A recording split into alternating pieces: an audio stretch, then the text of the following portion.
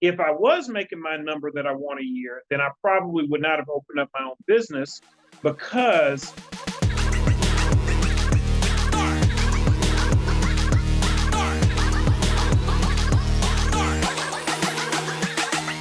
Hey, what is up, everybody? This is Daniel Nguyen, the host of the Local Domination Show. I have Dr. Andre Jordan here, and he's been in dentistry over 11 years. And he had a very fun story of how he came about to where he is now. So, Dr. Jordan, can you introduce yourself and share with the listener, who you are and how did you get started with this industry? yeah, absolutely, absolutely. My name is Dr. Andre Jordan.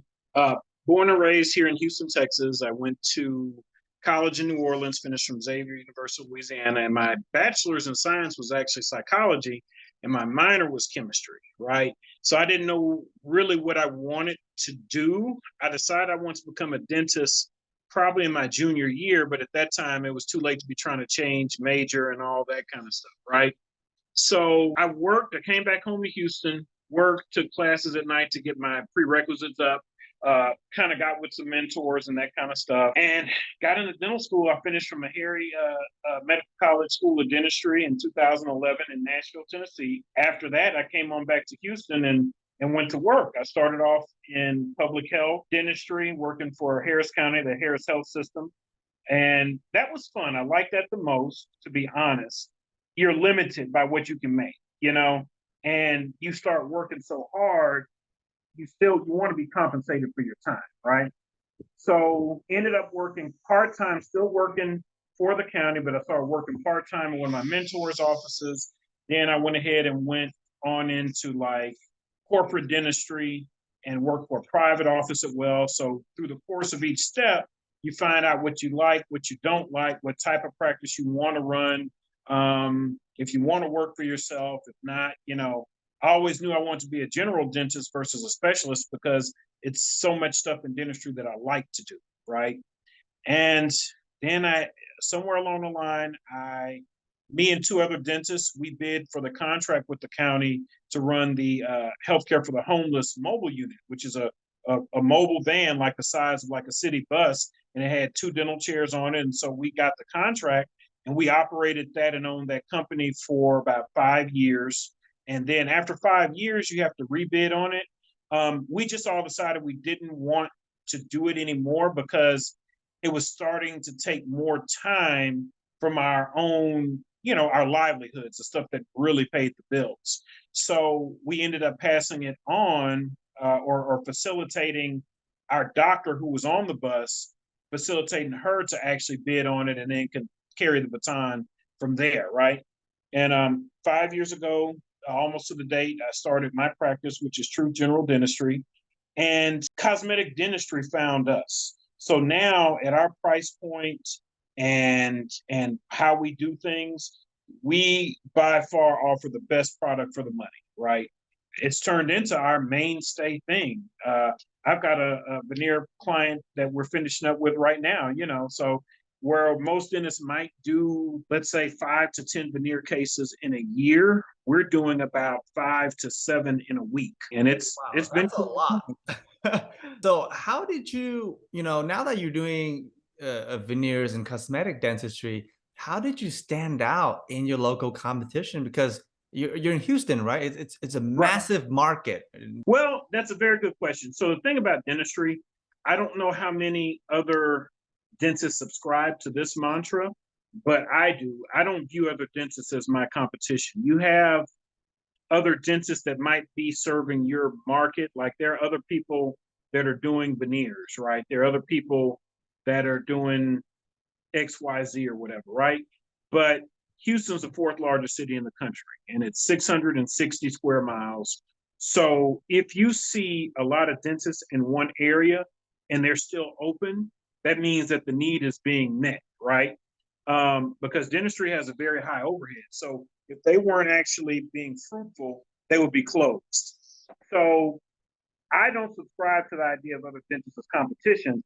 Our competition is actually Walmart or McDonald's or Best Buy or Neiman Marcus or Saks or a vacation, whatever other things are vying for people to spend their disposable income on.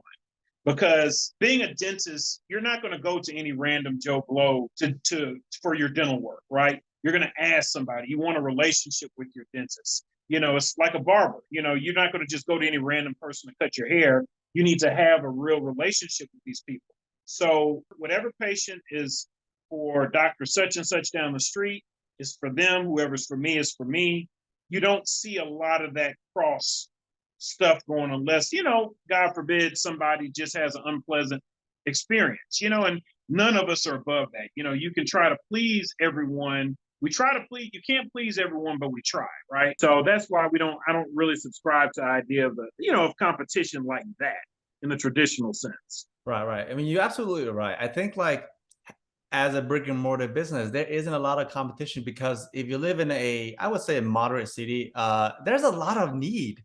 That's why all the hair salons are typically full because everybody needs to get a haircut.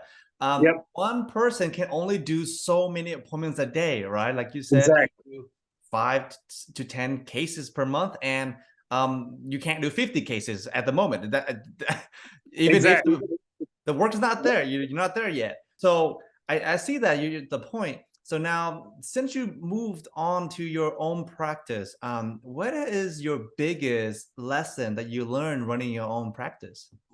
Oh man, that's a very good one. So number one, a lot of times the motivation to start your own practice or your own business or to be your own boss, it varies from person to person, right? I'm a very humble person and I'm very straightforward. I'm a straight shooter. If I had a number in mind that I wanted to make per year, right? And my advice to anybody is if you have a number, if you're going to look at your career and you're going to look at the financial compensation aspect of your career, then you can't be unwavering on some of these things, right? So for me, I had a number I wanted to make a year, and I was falling short of that number by about $35,000 a year, right? By working for someone. And there was no way that I saw to make that deficit up. I felt like I was maxing out where I was. And it wasn't just at that particular company, but just in general. Like for me to make that much more, it's almost like, well, the best analogy I can give you is like, I'm a car guy, I'm a gearhead. Everything is kind of limited. The quickest cars out there are like your Tesla Model S Plaid, 911 Turbo S. Now we're talking Bugattis and all that, right? But the amount of power it takes to go faster by, let's say, a factor of 5 miles per hour is exponential because you got to now, you're fighting against physics. So if I liken that analogy to like where I was in my career, I was going to have to invest a whole lot to bring to the table for somebody else that I work for a whole new skill set, like almost going to specialized, right? So it didn't make sense to me. If I was making my number that I want a year, then I probably would not have opened up my own business because opening up your own business is a different beast. You're everything. You're the plumber, you're the grief counselor, you're the HR manager, you're everything. So it's a lot of work. And I probably do bring in 3 to 4 times as much money personally as what I did when I was working for someone, which is great. The compensation is great, but it's not free money.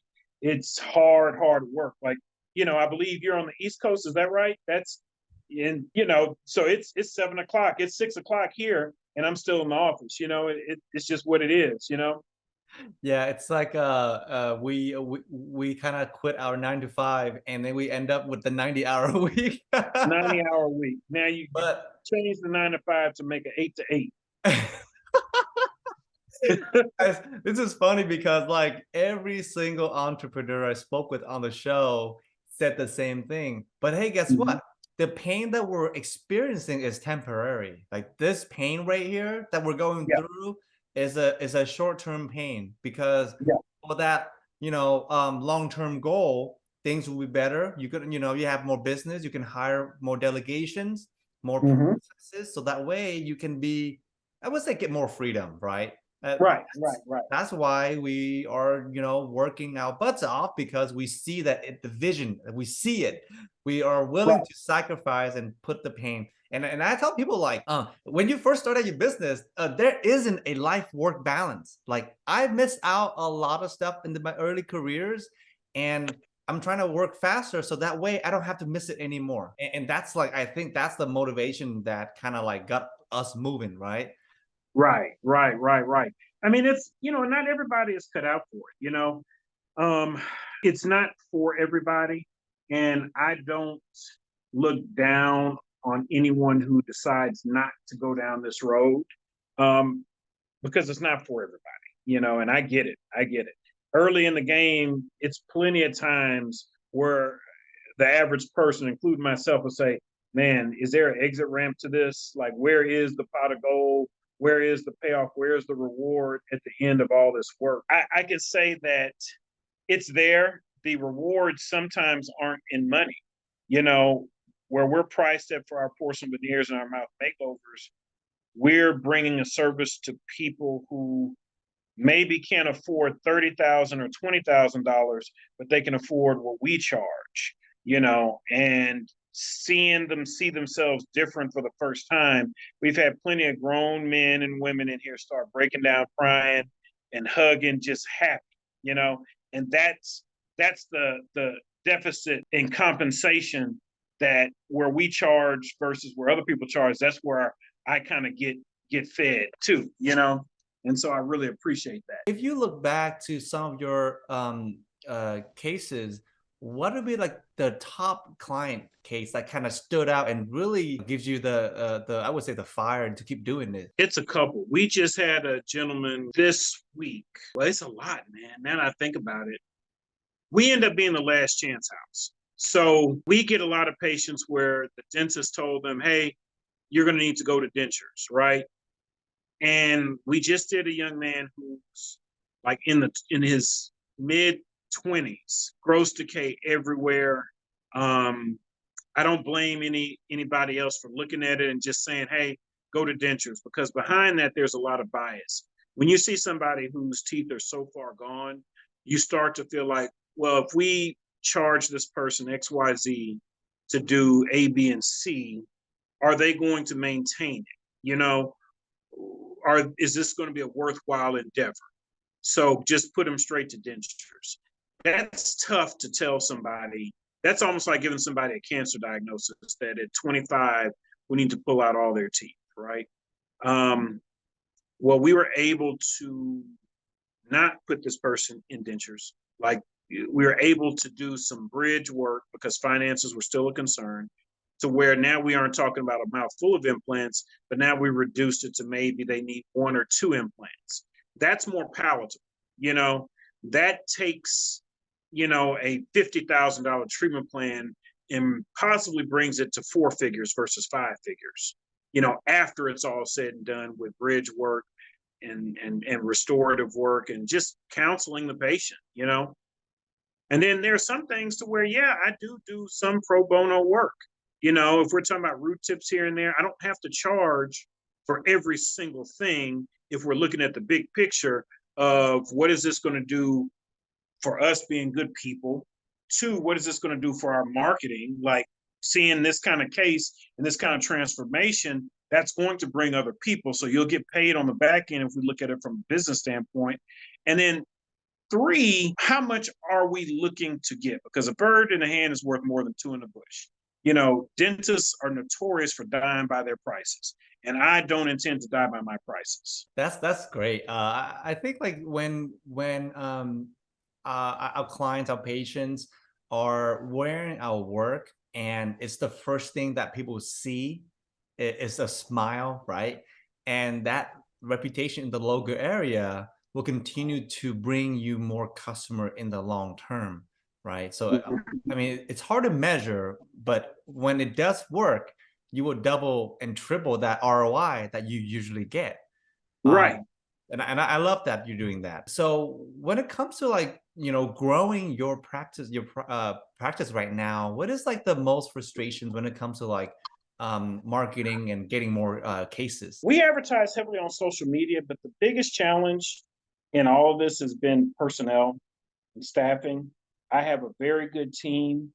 I really try to take care of them, and it's a growing process. Like, for our 5-year office anniversary, I took them all up to New York, for dinner, and then I, you know, I went on down to the Caribbean after that for vacation, but I took them up there uh, uh, for to celebrate, and it was worth it seeing how happy they were. And I appreciate all the work that they do, because it's been a long road to try and find a staff that you can depend on and rely on. That's been the toughest challenge by any measure. That is the most important and the most difficult thing to try to work through as a business owner. Yeah, absolutely. I think like hiring and recruiting the right staff that is a good follower, and then also being a good leader too. Like that's is you don't learn this. It's a totally different subject. Being a leadership, it's like stuff that you learn when you kind of a little more seasoned. And like, Right, you right, read more, you get mentorship, you have coaching to kind of see how to lead, your office, your team to win, and how to motivate them so that they're able to be successful in their own way as well. So right. what is like as we're coming to the end of the interview, what is your top three podcasts or books that you love and it helped you kind of like level up your business and mindset? Oh man, I'm glad you asked that. That's a very good one. Me being books wise, I tell anybody you need to read 48 Laws of Power by Edward Green. Also, you need to be familiar with Sun Tzu, Art of War. With those two books in particular, you need to be spiritually grounded, whatever your faith-based system may be, but you need to be mentally fortified, because those two books it's almost like if we're watching a DC Comics or some other type of villainous movie, you got the good guys and the bad guys. If this falls into the wrong hands type of thing, those two books, those teachings, if they're in the wrong hands, or if you aren't fortified, you can easily go left when you should be going right. You see what I'm saying? The other thing that I draw inspiration on, podcast wise, I listen to, since I'm an airplane and a car guy, I listen to like the Smoking Tire podcast where they're talking about different cars, Matt Fair and them.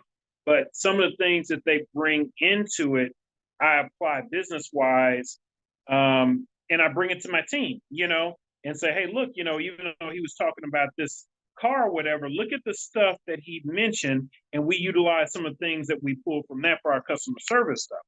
I also utilize some of the movies I watch, like my favorite movie of all time, Heat. The tenacity of everybody that's in that movie is the type of tenacity you have to have. Good on the good side and the bad side of the movie. In Ronin, there are a lot of little things that they say in that I draw earthly motivation from, because it's like, hey, look, if it's amateur hour, the price has to go up. You need to be thorough. You need to have high fidelity. We need to operate in a certain manner. In Heat, what does he say? He says, what's this crew's MO? Pacino says the MO is that they're good, and that's how I want my staff to be. I want us to be, hey, they're good. We don't make these kind of mistakes. If we do make mistakes, I tell them all the time, I'm not going to fire you. You're not going to get in trouble, but you need to have responsibility, because we need to know how to address it, how to address the mistake, how to fix it and move forward, because we're all going to make mistakes, but it's how do we recover from it so it doesn't happen again. So those are the things that I would probably say I draw the most motivation from. I love how you're finding inspirations from your hobby into business, Yeah, and you bring it to a team, because you're always thinking about work. That's why you're kind of making the connection that, oh, I could use that at work. yeah, I could take that piece of customer service that they talked about on the show and bring it to my own practice. And hey guys, like this is really cool. You got to check this out, right? yeah, And yeah, then it's so good because it really helps to like team building, like the communications, yep, your team. It's like, oh yeah, I guess he's just like us. He's not like, they don't see you right, as like the boss, right? But it's exactly, more like, hey, like I love going out for dinner and I love, getting good service. And I think we yep, should provide exceptional service here, right? yep, Um, yep, it's absolutely, really relatable because I do the same thing. Like I love watching car stuff on YouTube way too much. I love Yep. podcasts. I love going out to eat, and I love having a Mhm. good time. And then whenever I had a great experience in the customer service, right, I always like compliment them and I bring it back to my Yep. team. And then on the way back home, right, me and my wife, I tell her, hey, did you love that experience we had? That server was Mhm. phenomenal. How can we bring that energy back to our, salon and really Mhm. like fire up our staff and just be excited, right? And Mhm. that's like the next morning huddle. It's like, hey guys, like let's try this thing out. Like how can we over deliver and knock our customer That's socks right. off? And I love how you're combining the pleasure in business and make it really engaging, and your Mhm. team can participate. Like that's the Yeah. easy thing they could do, right? Right. That's very Right. good, very good. Dr. Andre Jordan, thank you so much for coming on today. I had a blast, and I'm sure all of our viewer, listener out there had a great time. And I think we learn a lot of hidden nuggets. That's right. So if you don't know what it is yet, if you're not sure, just trust the process. That's It's right. Trust the coming at you. process, and it'll reveal itself to you.